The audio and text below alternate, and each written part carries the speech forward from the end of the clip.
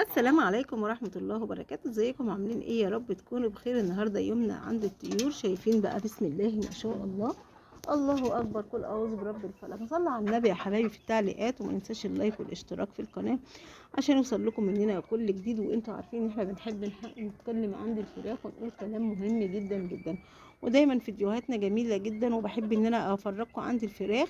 كفايه ان انا بوريكم الفراخ كده بسم الله ما شاء الله. نصلي على النبي، ولازم اللي يخش بإذن الله يصلي على النبي يا جماعة عليه الصلاة والسلام.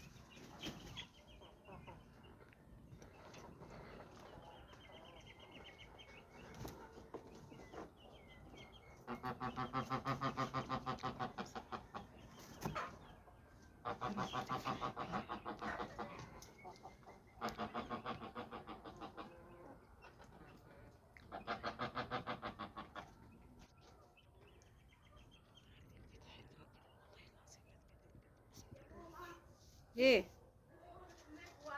يا شيخ؟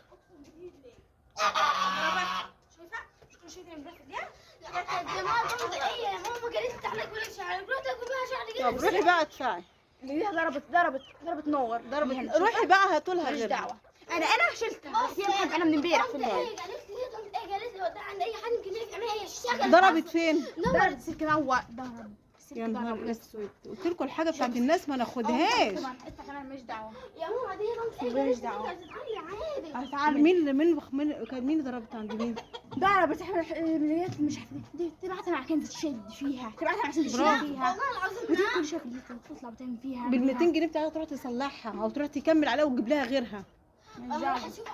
روحي شوفيها، خديها في كيس اسود، خديها في كيس اسود واتكلي على الله، عشان الواحد ما ياخدش حاجه حد. يا جماعه يا جماعه ارجوكم، مفيش حد ياخد حاجه حد. انا خدتها وشلتها. دي بحد بعدين بساعتها انت بتبان خلص.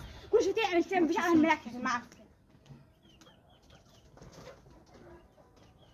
طب دي يمكن اتحرقت دلوقتي ما يتحرق. بس. وهي تمنها 200 جنيه.